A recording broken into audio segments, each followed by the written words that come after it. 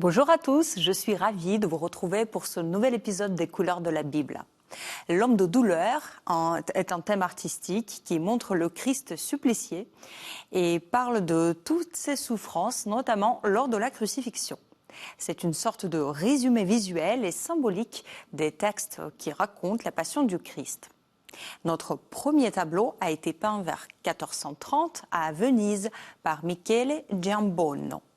Le Christ se dresse dans son tombeau, les bras étendus, et sa croix est placée derrière lui. Il baisse sa tête, les yeux fermés et la bouche entr'ouverte. Il souffre.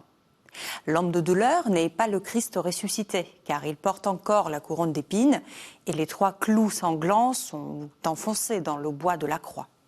Ce n'est pas non plus le sujet des Cheomo, qui se réfère à Jésus torturé, présenté au peuple par Pilate avant la crucifixion. Ici, ses blessures sur le côté et sur les mains sont bien visibles. Un linceul brodé d'or est suspendu sur les bords du tombeau rectangulaire. Tous les deux, ils le renvoient à l'autel d'une église recouvert d'un corporal en tissu qui reçoit l'hostie et le vin lors de l'Eucharistie. L'image du Christ prend là tout son sens en tant que sacrifice apporté pour le salut de l'humanité. Une petite figure de saint François d'Assise apparaît sur la gauche. Il fait partie des saints ayant reçu les stigmates du Christ et il est probable que ce petit tableau ait été destiné à la dévotion privée d'une personne en lien avec l'ordre des franciscains. En réalité, c'est un véritable objet de luxe créé à Venise, encore sous l'influence du style appelé gothique international, car il a touché l'art de toute l'Europe juste avant la Renaissance. C'est un style précieux qui se manifeste ici avec le cadre d'origine finement sculpté et doré, l'emploi de la feuille d'or pour le nimbe du Christ et bien sûr la peinture raffinée et décorative. Un homme de douleur, peint 100 ans plus tard en Flandre, gagne en véracité. Albert Boutz, membre d'une dynastie de peintres, centre l'image sur le Christ épuisé par la torture. Le spectateur se retrouve en face à face avec lui, appelé à compatir à sa souffrance terrifiante de réalisme. Les cernes autour de ses yeux rouges assombrissent le visage. Les traits sont creusés par la fatigue. Les épines transpercent le front où le sang coule à grosses gouttes, se mêlant aux larmes de douleur. Cet effet de présence a été possible grâce à une impressionnante minutie de la peinture. La peau, les cheveux, les plaies sur les mains sont presque observées à la loupe. Les images semblables étaient répandues dans les pays germaniques au XVe et au XVIe siècle et étaient des objets de dévotion particulièrement puissants. Dans le tableau de Martin van Heemskerck, le Christ ne semble plus souffrir.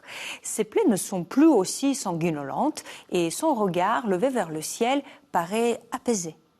À l'arrière-plan, à droite, le mont du Calvaire est visible avec les 2 larrons crucifiés et la croix du Christ vide. À gauche, une vue s'ouvre sur une vallée lointaine aux couleurs bleues où, en scrutant, l'on aperçoit une ville qui pourrait bien être Jérusalem. Le peintre nous propose-t-il un échappatoire ? Comme pour dire que même la pire souffrance connaît une fin. L'intérêt de Heemskerck pour le corps est évident. Le peintre, originaire des Pays-Bas, voyage en Italie pour son apprentissage. L'étude des grands maîtres de la Renaissance, tels Raphaël ou Michel-Ange, mais aussi de la sculpture antique, est au programme. D'où un travail important sur l'anatomie. Mais au moment où notre tableau a été peint, c'est-à-dire dans les années 1540, l'intérêt des artistes va au profit d'un goût plus précieux, plus artificiel et maniéré, que l'on appelle à juste titre le maniérisme.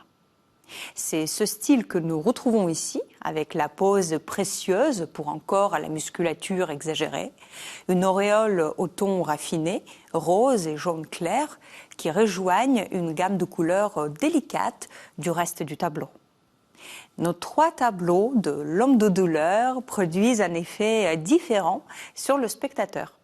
Grâce aux accents mis par les peintres, les images suscitent en lui la pitié, l'effroi, le poussent à se repentir ou l'incitent à une méditation plus sereine, pleine d'espoir. Je vous remercie de nous avoir suivis aujourd'hui. N'hésitez pas à partager cette émission à partir du site ktotv.com ou à partir des réseaux sociaux et je vous retrouve la semaine prochaine.